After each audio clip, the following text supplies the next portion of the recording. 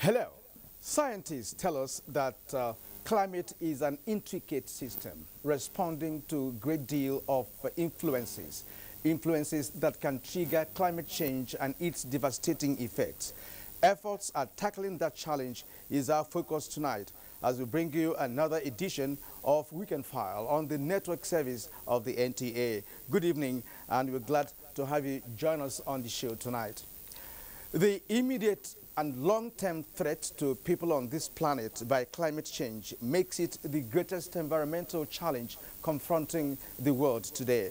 In many cities, towns and communities across the globe, there is apparent preparedness to adapt to unavoidable effects of climate change, such as pressure on water resources, flooding, damage of natural habitats, cyclone, hurricane, heat wave, and other uncontrollable atmospheric conditions. The International Panel on Climate, the scientific body assessing the impact of climate change, said that Africa is the most vulnerable continent to the adverse effect of climate change. But the continent contributes only about 4% of the total global emissions of carbon dioxide and other gases attached to industrial process. The need to up the game in the fight against climate change led to the historic agreement at the Paris Climate Summit in 2015 to reduce carbon emissions and limit future warming to below 2 degrees Celsius. Nigeria contributes only 0.57% of the global emissions, but has had its fair share of the impacts of climate change, namely flooding, erosion, heat wave, and landslides.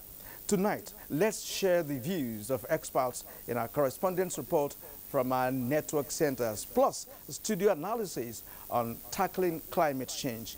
Thank you for investing your time with us on tonight's edition of Weekend Fire. My name is Kirian Umayo, and the news is next.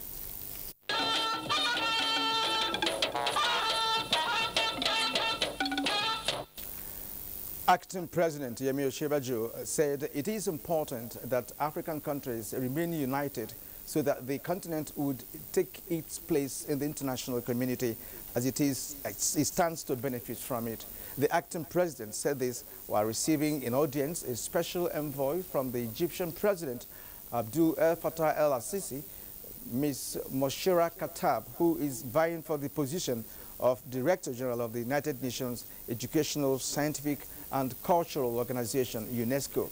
State House correspondent Jide Onifade reports. Acting President Yemi Osinbajo noted that the country has seen the importance of UNESCO, adding that this was so, especially at a time the federal government is confronting the challenges in Northeast, including the planning for the education of hundreds of thousands of displaced children. On the UNESCO election, Special Envoy Katab said that the African Union has pledged to support her candidacy in the forthcoming UNESCO election. She therefore requested Nigerians' support, considering the important role of Nigeria and the great respect that the country enjoys in Africa and globally. Special Envoy Katab also conveyed the greetings and best wishes of the Egyptian president to President Buhari for speedy recovery and safe return to Nigeria. In another development, Acting President Yemi Osinbajo stated that it is evident that Nigerians have the knowledge, expertise, and experience in virtually all areas of human endeavor to do anything required in the development of the country. Acting President Osinbajo made the assertion during a meeting with members of the Nigerian Society of Chemical Engineers who visited him to discuss federal government's policy on modular refineries in the Niger Delta. The acting president said the federal government would be guided by the insight provided by the delegation from the Society of Chemical Engineers that included university professors and former chief executives of NNPC firms and refineries. In the State House, Jide Onifade, NTA News. The 16th African Nordic meeting of Ministers of Foreign Affairs involving 26 countries has opened in Abuja. The meeting is focusing on enhancing sustainable development through trade and investment.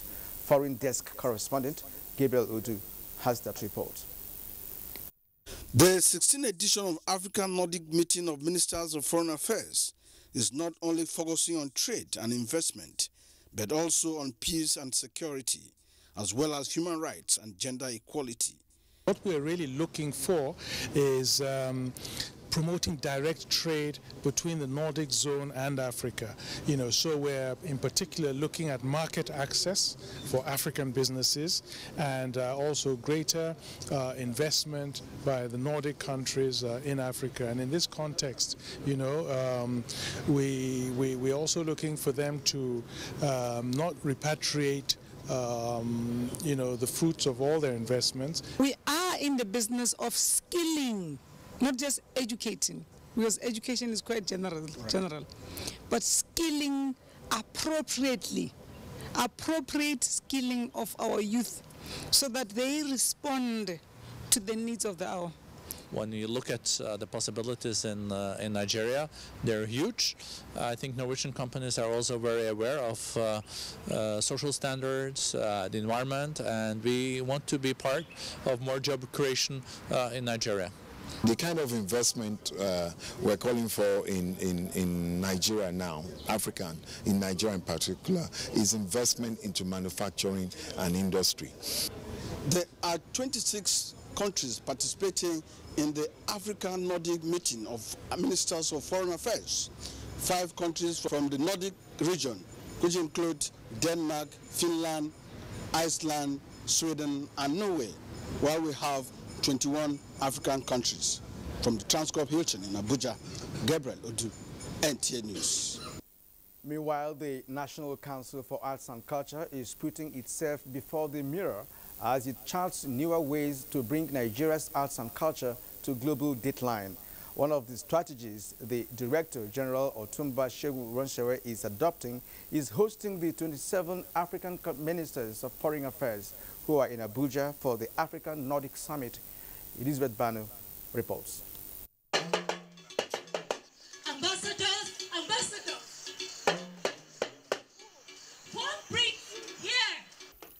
The talking drum welcoming the delegates at the Arts and Craft Village, Abuja. Hosted by the Director General, National Council for Arts and Culture, Otumba Segun Ronsewe, the idea was for the delegates to socialize and see firsthand the rich culture Nigeria offers. The potential in the arts and culture industry can make a social and economic difference in Nigeria. Otumba Ronsewe noted that the industry is a gold mine whose potential is yet to be fully exploited. So, the need to make the sector more visible and present it positively to the world. We want to make people know that Nigeria is a safe country. You can come and invest, do business, very friendly people, hospitable people. Before now, our stories are being told by the wrong persons. The delegates say they are impressed by the hospitality. It's very modern, very dynamic, and I'm really happy to see that. I need really to visit more. I need to see the countryside. With the renewed commitment by the federal government to provide the much-needed second stream of income, the National Council for Arts and Culture is now set to position Nigeria's art and culture industry in the global marketplace. In Abuja, I am Elizabeth Banu, NTA News. Nigeria has expressed her commitment to the Paris Agreement that will mitigate climate change through investment targeting solar, wind, and hydro as cleaner sources of energy. Minister of Labour and Employment, Chris Ngige, made this known at the 106th session of International Labour Conference, ILO, in Geneva, Switzerland. Correspondent Emmanuel Animiro, covering the event, now reports. Leader of the Nigerian delegation, Chris Ngige, says the effects of climate change have continued to affect sustainable income, employment opportunities, and better livelihood, which requires more policies to shape the future condition of work. He told the conference that Nigeria is a signatory to the Paris Agreement, and the Buhari administration has increased substantial budgetary allocations to the sector in the last 2 years. A roadmap was developed to exit gas flaring in the country by year 2020, and accelerated actions have been taken to reduce desertification through the National Agency for Great Green Wall. Other delegates want more ILO collaboration with Nigeria. We need to engage with the international community for us to exist, especially as regards labor movement, labor organization.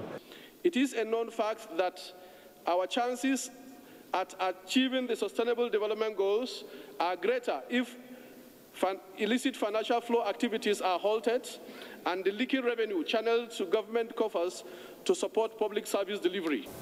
While Nigeria renews her commitment to continue to tackle environmental challenges that affect the nation, particularly at the workplace, the country is impressed that the Green Initiative by the ILO at this conference will make decent work flourish in productive and sustainable enterprises in a developing economy like Nigeria.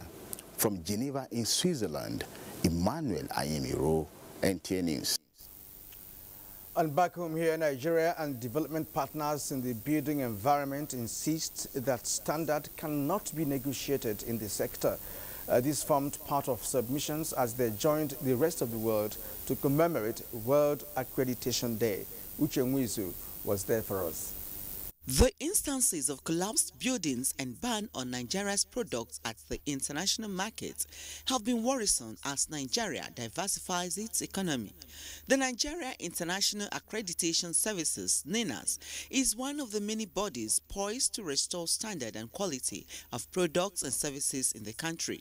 With the support of some development partners like UNIDO, NINAS, through conformity assessment bodies such as test or calibration laboratories, inspection and certification bodies, work to ensure the public have confidence in the safety, security and sustainability of construction projects and other services in the built environment. But this is coming to say those who are certified, let's check their competence, if they are qualified to do that. It also provides government and regulators with reliable evidence that completed projects meet regulatory compliance. It is the first time Nigeria is hosting the World Accreditation Day since 2008. Uche Mwizu, NTA News. The federal government has renewed its commitment to revamping the Afam power plant, expected to address the power needs of the zone. The Minister of Power, Works and Housing, Babatunde Fashola, gave the assurance after inspecting the facility at Afam in Rivers State. Kingsley Amajli reports. Built in 1962 with only 20 megawatts installation capacity, the Afam Power Plants 1 to 5 have about 1,000 megawatts installation capacity currently. However, there are challenges of decayed infrastructure and gas supply issues which has stalled distribution. The visit of the minister is to address these challenges and reposition the plant for efficient service delivery.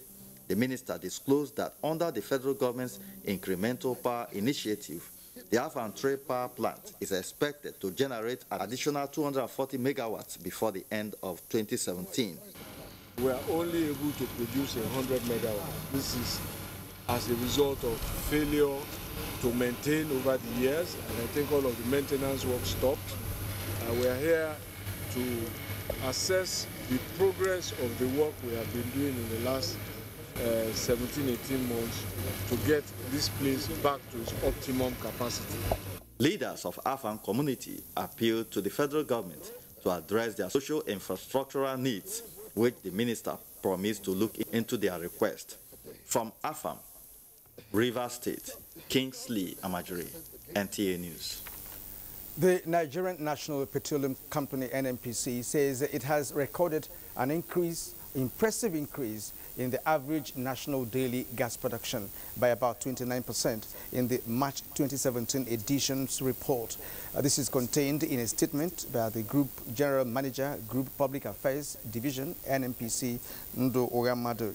The statement notes that the monthly financial and operation reports of the corporation shows that the average national gas production for March 2017 edition stood at 226.918 billion cubic feet, which is about 7.319 million standard cubic feet of gas per day. The statement also indicates that the recent inauguration of about 497-kilometer petroleum pipeline network had helped in the sustained uninterrupted supply and distribution of petroleum products throughout the country.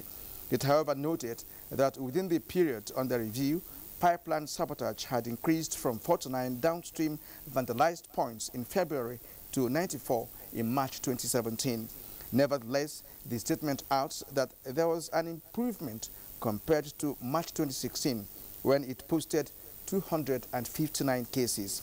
It assured the nation that NNPC has stock of supply of over 1.2 billion liters of petrol for more than 34 days forward consumption.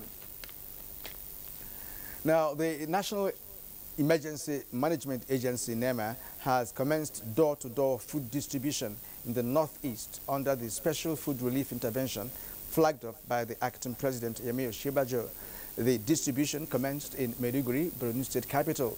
Musbau Dan Wahab monitored the distribution at the Bakassi camp in Maiduguri and now reports. That used to be the situation for the internally displaced persons to get food, a cumbersome situation that further downgraded the dignity of the IDPs and subjected them to test of stamina. Implementing the presidential order, NEMA is now turning the tide by devising means to bring sanity to the humanitarian intervention for the IDPs. Door-to-door distribution is the new strategy introducing the use of voucher. Assorted cereals including millet, sorghum, soya beans, maize, and 10 liters of vegetable oil are distributed per household. We will retrieve these vouchers from them and give out the quantity of food that is meant for family. Alhamdulillah. Thank God they brought the food to us at home. No fraudulent act. That's what we want.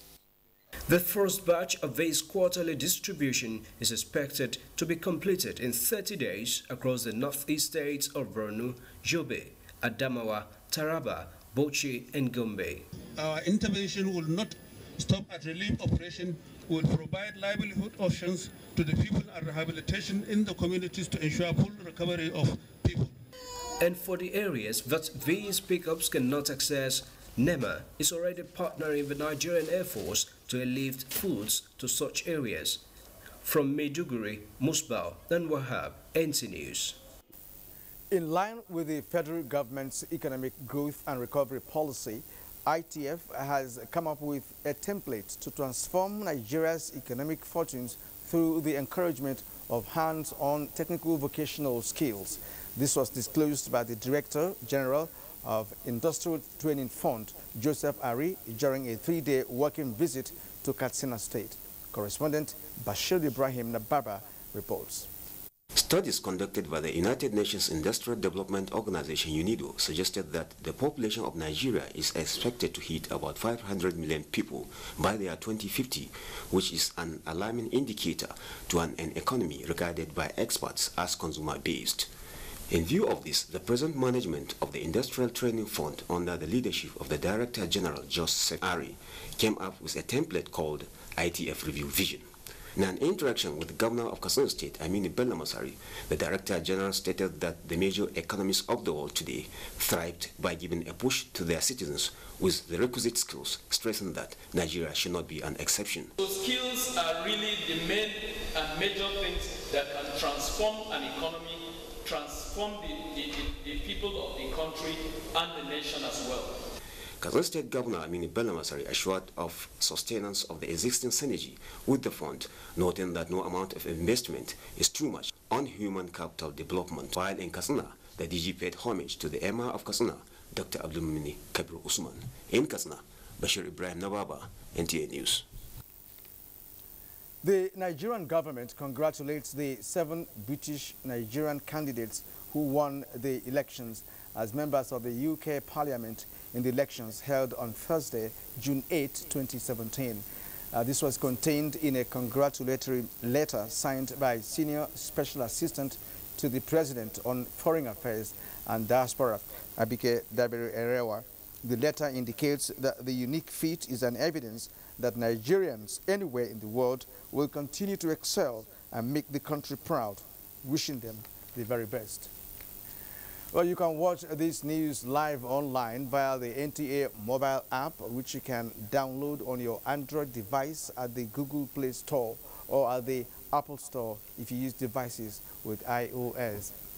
You're watching Weekend File on the network service of the NTA. Whatever may be the cause of climate change, doing nothing to tackle it is considered the world over as wrong because the impact will only increase. Experts believe that because of overwhelming scientific evidence that the climate is changing due to emissions of greenhouse gases, the world should evolve a research with unparalleled capacity to accelerate the progression from non-renewable to renewable sources of energy. More analysis on the issue is next on Weekend File after the break. From what we have seen, we have the capacity which we can rapidly develop or feed in ourselves. If we don't import rice, we stop importing corn and other grains, Nigeria will have plenty of money to invest into developing industries, especially manufacturing, textiles and so on, and develop iron and steel, and complement the infrastructure development. So really, the opportunities are virtually limitless, and we are very, very aware of this, and we are prepared to exploit it to the fullest.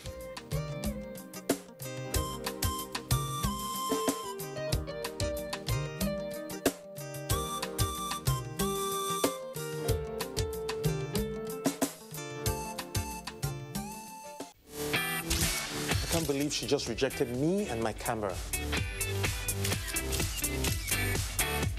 She rejected my lights. How can she not want makeup? Maybe when the battery dies, she'll come back to us. Nah, not with a 4,000 milliampere battery. Experience the best selfies of your life. Gionee A1 Super Selfie Super Battery. Have you seen the new Opera Mini? Browse faster. Get the latest news. Download videos and extend your data so you can browse all day. Upgrade to Opera Mini. Download now for free. The Future Assured project of the wife of the president, Aisha Muhammad Buhari, is carrying out free medical screening and distribution of food items at various IDP camps while ensuring the economic empowerment of women through training and skill acquisition. In recognition of her efforts, wives of governors have lent their voices and support. In Kogi State, we feel the impact of Future Assured, especially in women and children.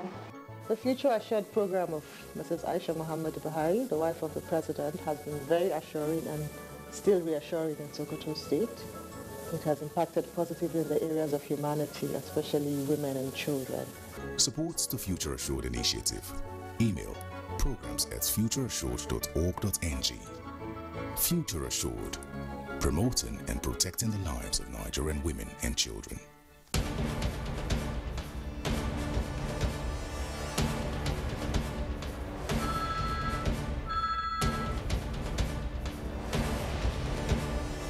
Okay, sir. You may now go in for your interview. Thank you. Ah, my shoe. And to think I just bought this very expensive foreign shoe 2 months ago. So sorry about your shoes. This is why I advise my friends to always patronize made in Nigeria products. See this shoe. It's made in Nigeria, and I've had it for 2 years, and it's still as good as the day I bought it. Made in Nigeria products are good quality, and stringent government regulations and certification now mean the goods made in Nigeria meet international standards. Make the patriotic choice today. Buy right. Buy Made in Nigeria. This is a public service announcement brought to you by NTA.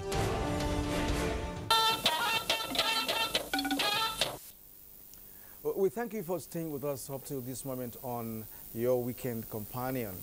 Over 190 countries have formed a common front in tackling the emerging challenges occasioned by climate change, with each country admitted to contribute its quota. After the Paris Accord in November 2015, Nigeria in March this year ratified and submitted its intended national determined contributions to the United Nations in 5 focal areas.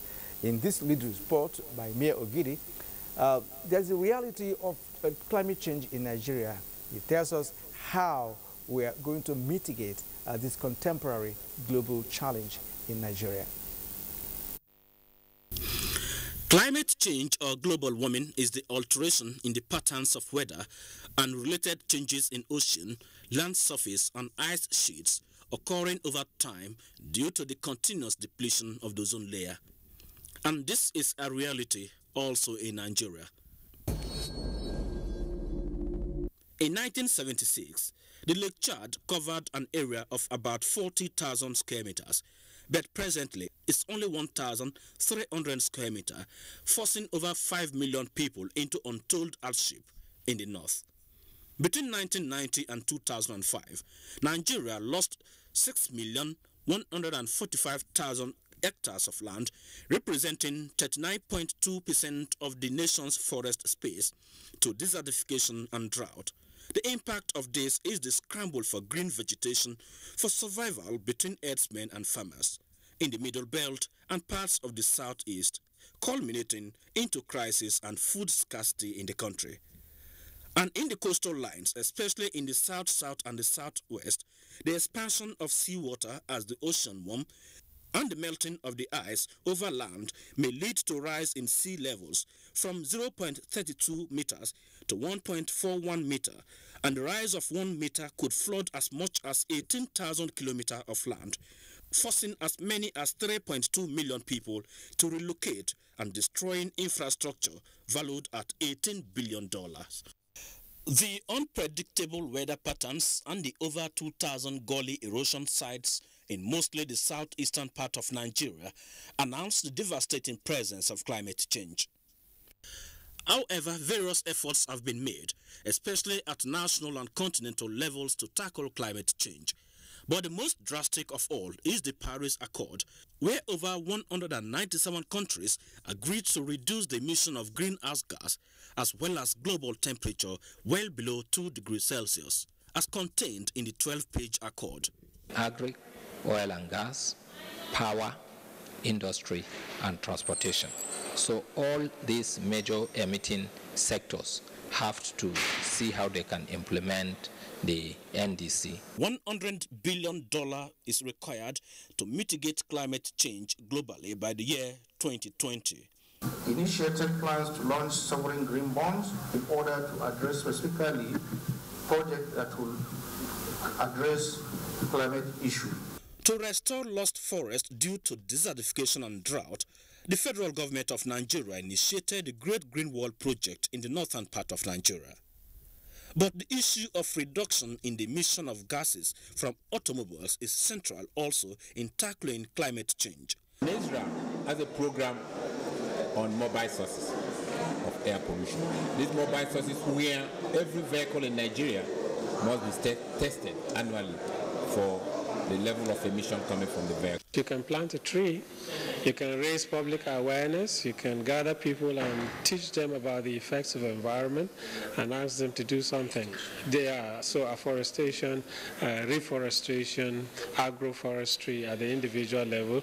We want to put on record our gratitude to the government of Nigeria for its leadership in this task of addressing climate change issue, both on a regional basis and on a global scale.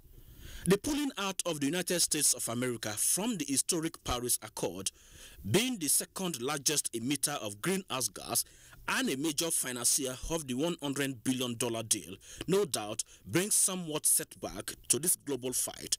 But some countries rather draw more strength from the U.S. decision. Mayor Ogidi, NTA News.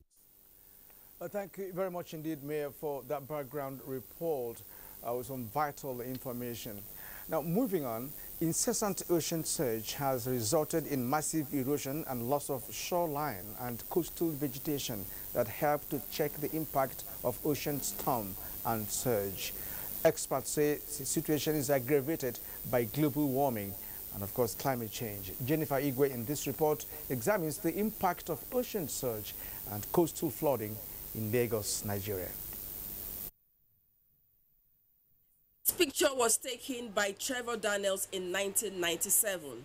He was standing in between many coconut trees. Not much though compared to what it used to be before 1997, but a far cry from the very minimal number of coconut trees now at the Lion Beach in Lagos. It was still a forest 400 meters away from here. Felled by nature, but with a few members of their species still standing, with roots rather naked, vulnerable, and with signs that they may soon join their felled family members, these fast disappearing coconut trees mirror the level of coastal erosion occasioned by reoccurring ocean surges aggravated by the impact of climate change. What is worrisome is that just in the last 2 weeks, a massive amount has gone. About 20 meters has just been wiped away.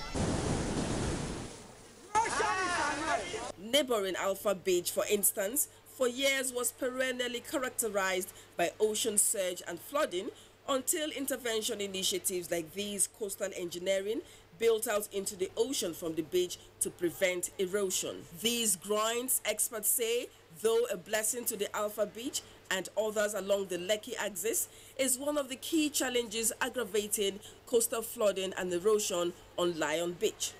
Because of the water swallow our house, so we have to locate to another place. The groin being placed over there at Alpha Beach has actually created the inflow of the water towards this side. So I think that groin should have been continuous, because when there's an increase in sea level, there's an increased ocean surge that brings about the water moving to where the shoreline is. Civil society groups and some members of the community for now are making do with local initiatives like sandbags along the shoreline to check the impact of ocean surge and flooding. In Lagos, Jennifer Igwe, NTA News. Yeah, and more on coastal surge. The coastal erosion has remained and Bayelsa states, especially those living along the coastal shoreline.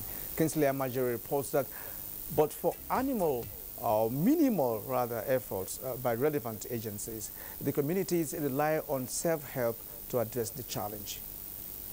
Erosion is more pronounced during the flood season and particularly in freshwater areas of Bayelsa State. It is a natural phenomenon arising from heavy rainfall and tidal movement along the shorelines. Farmlands, residential buildings, roads and valuable infrastructure have been washed away over time in affected communities. The impact is partly responsible for clustering within communities in coastal areas of the state. The back swamps will contain some water, and when the water level would have gone down after the flood, then the water that would have been contained during the flood will try to find its way back to the river. And there will be what we call an overburden on top the water. Not something that we can do. We cannot do it. We cannot stop erosion. It is only the government. As at now, we are suffering a lot. No assistance. It's not something that we can do manually. No. The erosion is eating the soil, threatening lives and properties every day. We can't even sleep with our 2 eyes closed. Dredging activities for sand for various construction work close to riverine communities, experts say, may contribute to the problem due to undercuts. Abandoned shore protection and embankment projects in some of the impacted communities has further compounded the problem in Bayelsa State. In Yenegua, Paulo Mukago, NTA News. Erosion has been one of the ecological problems ravaging some areas within states in the southeast of the country. Kelechi Ochiaga, however, reports that with the intervention of both federal and state governments, some of the erosion sites have been tackled, while others still need urgent attention. The density of gully erosion in the southeast has damaged farmlands and rendered some roads impassable to the extent that access to some communities in this part of the country, including the Twin Tank Reservoir at Ajali 9th Mile Corner, which is a major source of potable water for the residents of Enugu. It was for this reason that the federal government, in its intervention efforts through Nigerian Erosion and Watershed Management Project, NEWMAP, nominated Enugu State as one of the pilot states benefiting from the project. Now we have a proviso provided clean stove, which radiates very little smoke. With this, it will resist the effect of this ozone layer depletion. The state has in place laws to checkmate this effect, and one of them is that before you do any serious construction, you must do what we call EIA, that is Environmental Impact Assessment. With over 1,000 sites in various communities, Anambra State has been identified as an erosion disaster area. 4 of them have been completed so far, up to 90 to 95% completion. His Excellency has just approved the, about 10 sites again. In Aba, Abia State, erosion has been one of the ecological problems ravaging some areas. If they did not come here to help us, the erosion will just carry everybody away. Environmental experts advise Nigerians to reduce the emission of gases which destroys the ozone layer and adopt the renewable energy option for power supply so as to protect the environment. In Enugu, Kelechi Ochiaga, NTA News. Now let's join Mohammed Nasir in Sokoto as he tells us about the massive sensitization and community participation in curbing climate change. Education remains the major environmental challenge facing Sokoto State. There are natural and man-made activities that facilitate desert encroachment, especially in the 6 frontline local government areas of the state. These include deforestation, erosion, bush burning, over-cultivation and grazing, which poses great threat to the entire ecosystem. The rate at which desert encroaches is reported to be 600 meters per annum, with attendant destruction of farmlands, particularly in the frontline areas. This causes tremendous havoc to the land resources, communities, and the environment, as it comes along with challenges of heat, dust, drought, and other forms of environmental degradation. We have a lot of farmers that their area has been covered with sand, which we call sand dunes. And as such, they don't have any means of sustenance. As such, it is causing a lot of socio-economic problems. Sokoto is one of the states that heavily rely on firewood as a source of energy, which in turn promotes deforestation. Management is one of the major key issues that state government has put in place. Some years back, about 50 staff forest guards were recruited by state government just to properly manage or look after these forest reserves. Because if they Government of Sokoto State produce 1 million seedlings annually for distribution to communities in addition to annual tree planting campaign. For over 7 years now, all local government councils in the state are directed to establish 2-kilometer shelter belt in their domains to serve as windbreakers to protect the environment. The state government also collaborates with the federal government to execute a number of environmental protection programs in the state, which include Great Green Wall, Forestry 2 project, as well as drought and desertification programs. In Sokoto, Muhammad Nasir, NTA News. You're watching Weekend File, and after the break, we shall be looking at the climate change in our ecosystem and how to tackle the effects of that climate change. And we'll be back very shortly.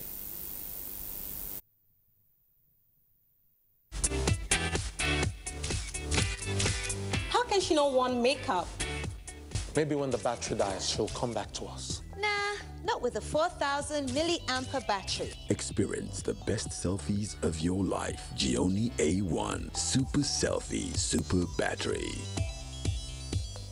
The Debt Management Office, DMO, on behalf of the Federal Government of Nigeria, is offering the general public an opportunity to invest and contribute to national development through the Federal Government of Nigeria's Savings Bond. Investment in the FGN Savings Bond will lead to poverty reduction and create employment opportunities. FGN Savings Bond have attractive features: guaranteed fixed income, quarterly interest payment, use of investments as collateral for loans, can be sold at the secondary market, good for savings towards school fees, marriage, and house projects. Please visit www.dmo.gov.ng, your stockbroker or financial advisor. FGN Savings Bond for National Development. This message is from the Debt Management Office.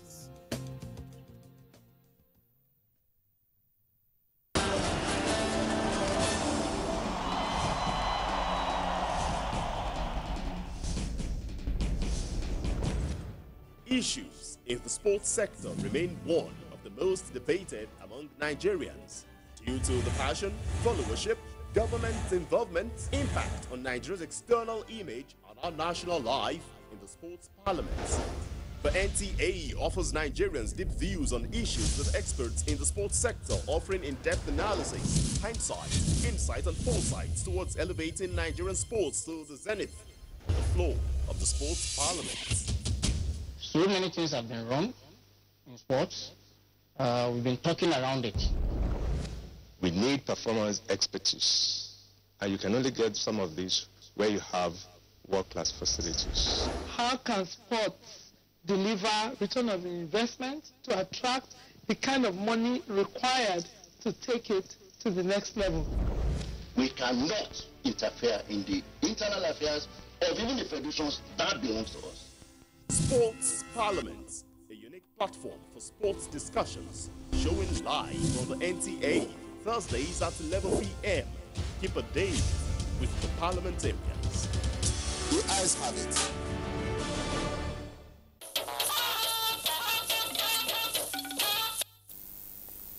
All right, thank you very much indeed for being part of the show up to this moment. And I'm now being joined in the studio for further discussions on this by a specialist on climate change, who has also participated in the Conference of Parties to the UN Convention on Climate Change.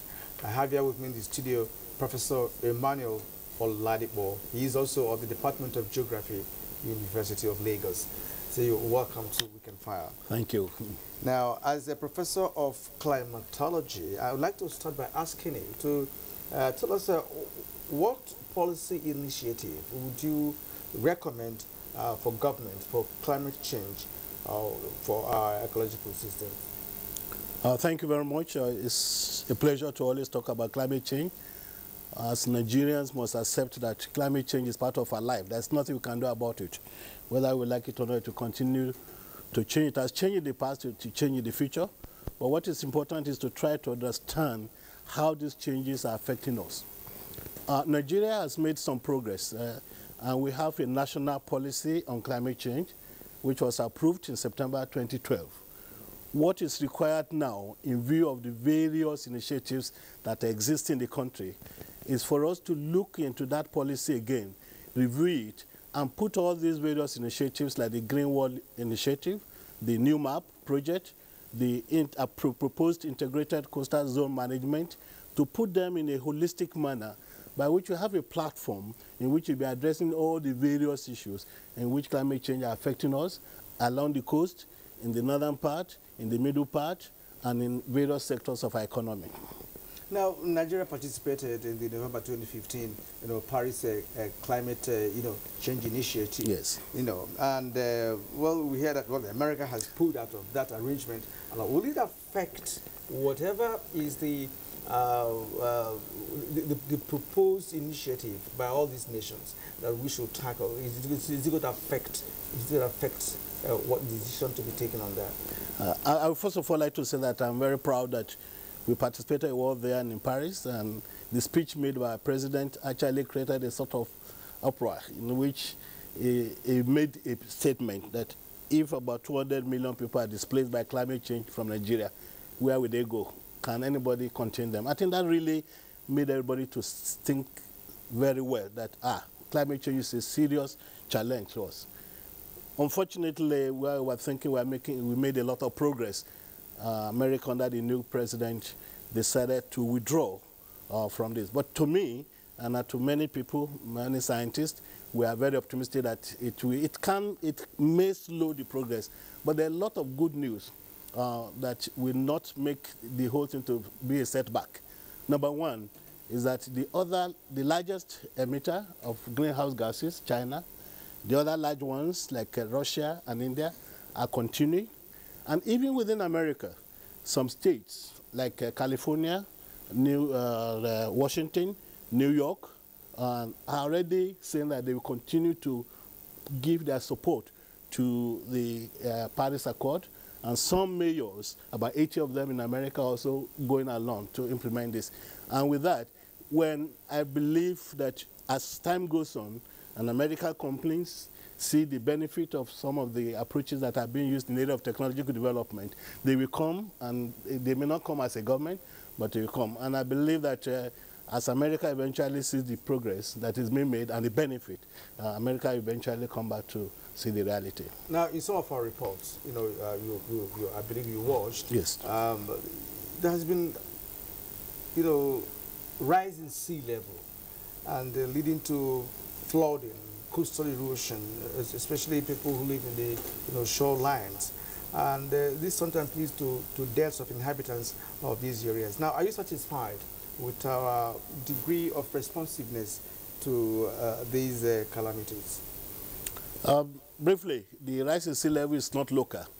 What causes this rise in sea level is that because of the heat, the global warming that is taking place, a lot of the ice that were already contained in the sea waters in the northern hemisphere and the southern hemisphere are melting, and they are coming in and increasing the height of the sea level in many parts of the world, which means climate change is not something you can say as a country I want to tackle. It's a global problem, and that's why the world is so particular about working together. In Nigeria, I think we have taken the coastal zone for granted. We have not really come up with a very comprehensive, integrated approach that can help us to restore this coastal zone. And I think the earlier we do it, the better, because we stand the chance of losing so many parts of our coastal area to sea level rise and subsequent erosion that will take place. What Nigeria needs is to come up, just like we have some initiatives now, like NUMAP and the rest. We need another initiative that we will call Integrated Coastal Zone Management for the country, in which all areas of the country along the coast will be properly addressed. But we cannot do this unless we really understand the mechanisms. What is causing this erosion? Because whatever erosion is taking place, what people should realize is that it's also sedimentation in another one. So some of the sand that is carried from one place is being deposited in another. How do we really do it? And there's nothing too difficult about this. Netherlands has a lot of its areas under the sea, and they're managing it very well. So we can learn from what other countries have done.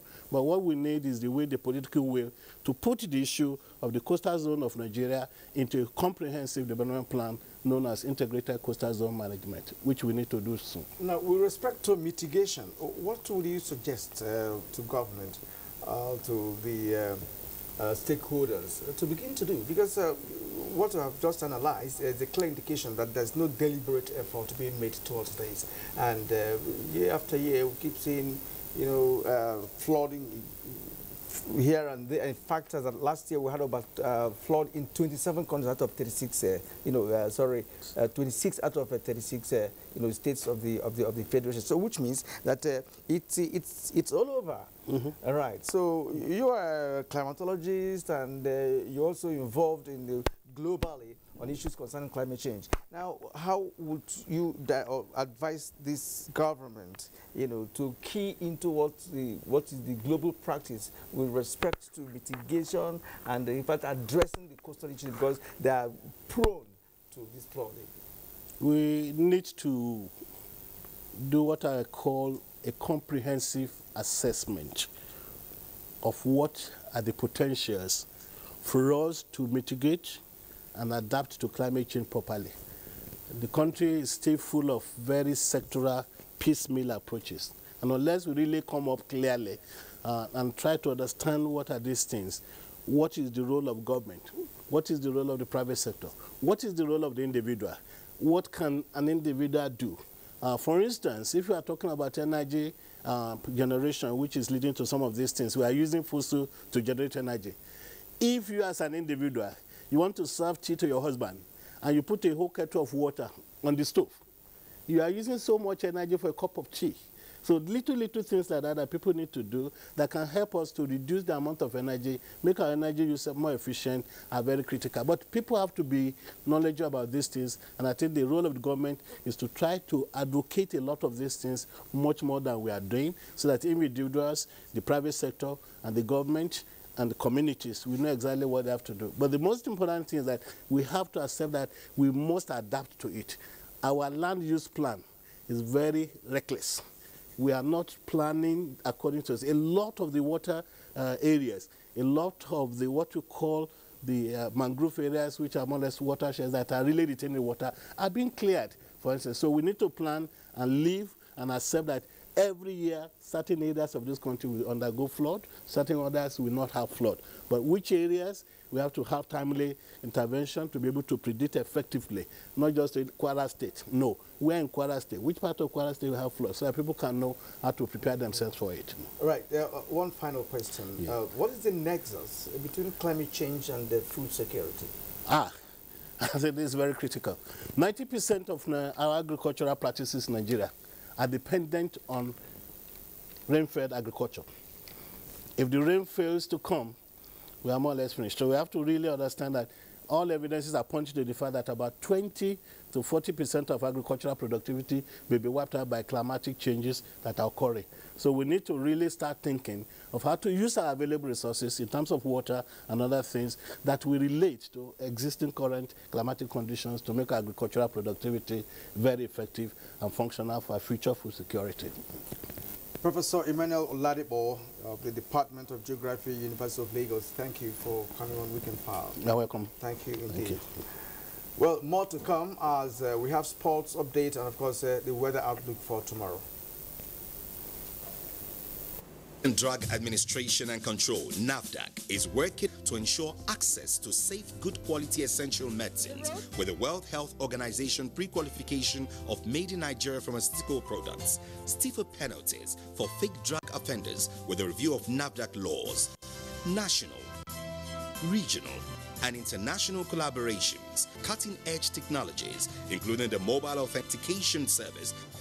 NAFDAC as an agency is indeed doing so much to protect the health of our nation. I urge everyone to support NAFDAC in ridding the country of fake drugs and unwholesome products.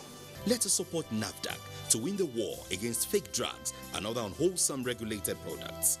NAFDAC, safeguarding the health of the nation. My name is Hadiza Mohammed from Bauchi.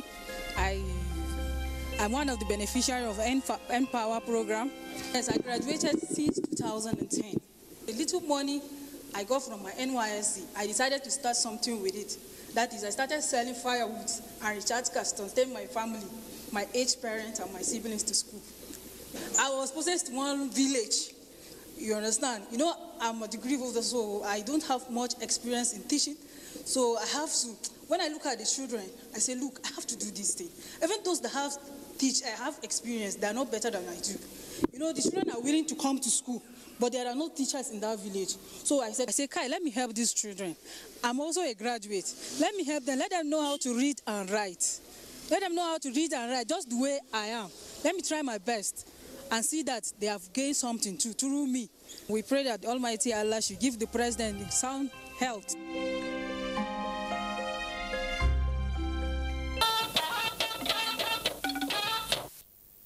Now, Super Eagles of Nigeria begin the 2019 AFCON qualifiers on